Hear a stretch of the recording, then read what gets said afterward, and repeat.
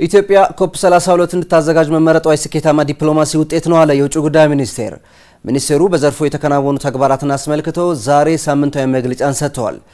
መግለጫው የተከታተለው ባልደረባችን አሸናፊ ሽብሩ ተጨማሪ መረጃ ሊነግረን እዚህ ስቱዲዮ ይገኛል። አሸናፊ፣ ዛሬ የውጭ ጉዳይ ሚኒስቴር እንግዲህ ሳምንታዊ መግለጫ ሰጥቷል። ምን ጉዳዮች ተነሱ እስቲ?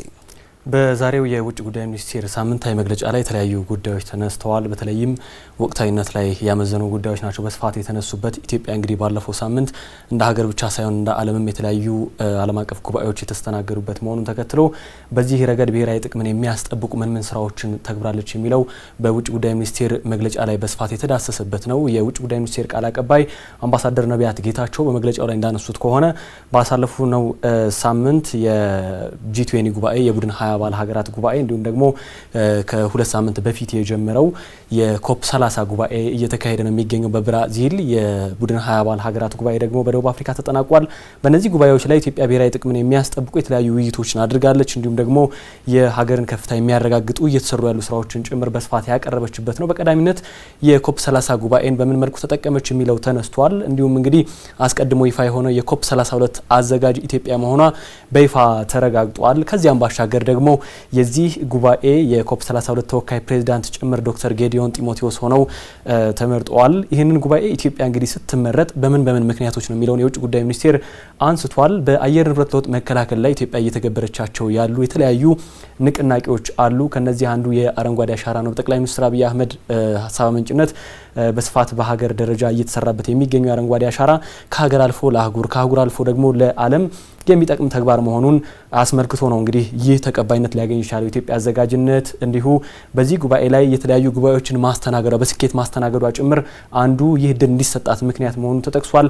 በታዳሽ ኃይል ከታላቁ ህዳሴ ግድብ ጨምሮ የታላቁ ህዳሴ ግድብ እንግዲህ ተመርቋል ይታወሳል። ከዚያ ውጪ ኤሌክትሪክ ኃይል አጠቃቀም ላይ እየሰራች ያለቻቸው ስራዎች በተሽከርካሪዎችም ላይ ኤሌክትሪክ ተሽከርካሪዎች ላይ እንዲያመዝን እንዲሁም ደግሞ በንፋስ ኃይል ማመንጨት ላይ በታዳሽ ኃይል ላይ በተለያዩ ዘርፎች የተገበረቻቸው ያሉ ስራዎች ይህ እድል እንዲሰጣት ምክንያት መሆናቸውን ጭምር ነው አምባሳደር ነቢያት ጌታቸው ያነሱት። ይህንን አጠናክሮ ከማስቀጠል አንጻር ሀገሪቱ ያላት ቁርጠኝነት ታምኖ ይህ እድል እንዲሰጣት አድርጓል።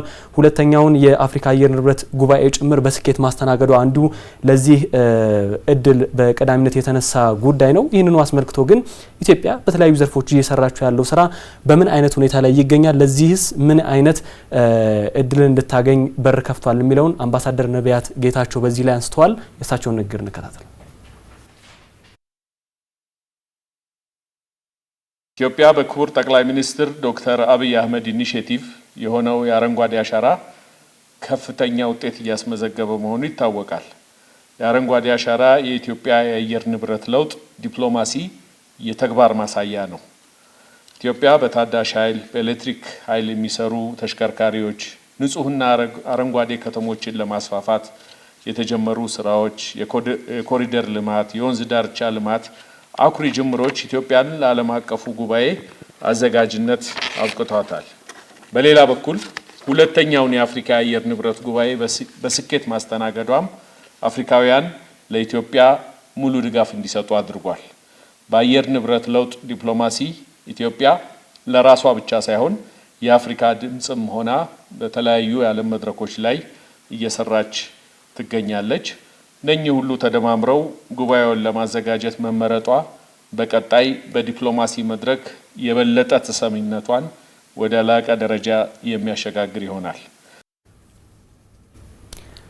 ኢትዮጵያ እንግዲህ ይህንን ጉባኤ በስኬት ለማስተናገድ የቅድመ ዝግጅት ስራዎችን ጭምር በቅርቡ ትጀምራለች። እንግዲህ በዚህ የመግለጫ መርሃ ግብር ላይ ሌላኛው የተነሳው ጉዳይ የቡድን 20 አባል ሀገራት ጉባኤ በደቡብ አፍሪካ ተካሂዷል። በዚህ ጉባኤ ላይ እንግዲህ ጠቅላይ ሚኒስትር አብይ አህመድን ጨምሮ በእርሳቸው የሚመራው ልዑክ ተሳታፊ ነበር። ከዚያም ባሻገር በጉባኤው ላይ ጠቅላይ ሚኒስትር አብይ አህመድ ባደረጉት ንግግር ኢትዮጵያን ብቻ ሳይሆን አፍሪካን የሚያመላክቱ የተለያዩ ሀሳቦችን አንስተዋል። እነዚህ ሀሳቦች ደግሞ የኢትዮጵያን ተሰሚነት የሚያሳድጉ እንዲሁም ደግሞ የአህጉሪቱን ተጠቃሚነት ጭምር የሚያረጋግጡ መሆናቸውን ነው አምባሳደር ነቢያት በመግለጫው ላይ ያነሱት። ይህንን ከማሳደግ አንጻር በተለይም የዲፕሎማሲ ከፍታ የተረጋገጠበት ነው ሊባል የሚችል የሁለትዮሽ ውይይቶች ተደርገዋል። ጠቅላይ ሚኒስትር አብይ አህመድ ከተለያዩ ሀገራት መሪዎች ጋር ይሄ እንግዲህ አንዱ ከጉባኤው የተገኘ ትርፍ ነው። ሌላኛው በዚህ መግለጫ ላይ የተነሳው ከሰሞኑን የማሌዥያና የሲንጋፖር መሪዎች በኢትዮጵያ ጉብኝት አድርገዋል። ይህ ጉብኝት ጠቅላይ ሚኒስትር አብይ አህመድ ልኡካኖቻቸውን ይዘው ወደ ሁለቱ ሀገራት አምርተው ጉብኝት ማድረጋቸው ይታወሳል። በዚያ ጉብኝት ላይ የተለያዩ ስምምነቶችም ተፈጽመዋል። ከዚሁ የቀጠለ ጉብኝት ነው የመሪዎች ጉብኝት በኢትዮጵያ የተካሄደው። እነዚህ መሪዎች እንግዲህ በኢትዮጵያ መምጣታቸው አንዱ የዲፕሎማሲ ከፍታ ማሳያ ነው። በዚህ ቆይታቸው ደግሞ የተለያዩ ስምምነቶች ተደርገዋል። እነዚህ ስምምነቶች ኢትዮጵያ ካደጉ ሀገራት ጋር የምታደርገውን ትብብር በተለያዩ ዘርፎች የምታደርገውን ትብብር አጠናክራ እንደምታስቀጥል፣ ይህ ደግሞ በተለያዩ ዘርፎች ላይ አሁን የተጀመረውን ውጤታማነት ለማስቀጠልና ሀገርን የሚገባት ከፍታ ላይ ለማስቀመጥ የሚደረጉ ጥረቶችን የሚያሳካ ሆኖ ጭምር የተጠቀሰ ነው። ከዛ ውጪ ሌላኛው የተነሳው የተለያዩ ሀገራት እንግዲህ በኢትዮጵያ ኤምባሲዎቻቸውን እየከፈቱ ነው የሚገኙት። እንደዚህ አይነት ጉብኝቶች ደግሞ አንዱ ሀገራት የኢትዮጵያን ከፍታ አሁን ያለችበትን ሁኔታ ለማሳየት ጭምር በር ከፋች ነውና በቅርቡ ኮሎምቢያና ስሎቬኒያ በኢትዮጵያ ኤምባሲዎቻቸውን የከፈቱ ሀገራት ናቸው።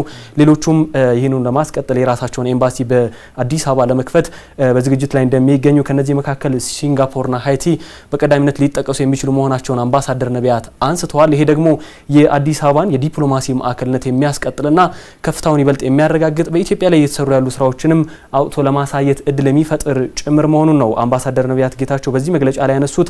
የኢጋድ የሚዲያ ባለሙያዎች ሽልማትም በዚህ ሳምንት መጨረሻ ላይ ይካሄዳል። ይህ የባለሙያዎች ሽልማት እንግዲህ ኢትዮጵያ በተለይም በተለያዩ ዘርፎች ላይ እየሰራች ያለቻቸውን ስራዎች ከዚህ ቀደም እንደነበሩት ጉባኤዎች ጭምር ለማሳየት እድልን የሚፈጥር እንዲሁም ደግሞ የልማት ስራዎችን በዚህ የሚመጡ ጋዜጠኞች መመልከት እንዲችሉና አንዱ እንግዲህ የዓለም ነጸብራቅ ነው የሚዲያው ዘርፍና ይሄንን ማሳየት የሚቻልበትን እድል ለመጠቀም እንደሚያግዝ ጭምር ተነስቷል በመግለጫው ላይ። አጠቃላይ እነዚህ ጉዳዮች ላይ ትኩረት አድርገዋል። ዜጋ ተኮር ዲፕሎማሲም ላይ በተለያዩ ሀገራት ጫና ውስጥ የሚገኙ ዜጎችን ወደ ሀገር የሚመለሱ ጥረት ተጠናክሮ መቀጠሉን ጭምር አንስተዋል። የመግለጫው አጠቃላይ ዳራ ይሄንን ይመስላል። ኃይለ ኢየሱስ አሸናፊ፣ ለመረጃዎቹ አመሰግናለሁ። እኔም አመሰግናለሁ።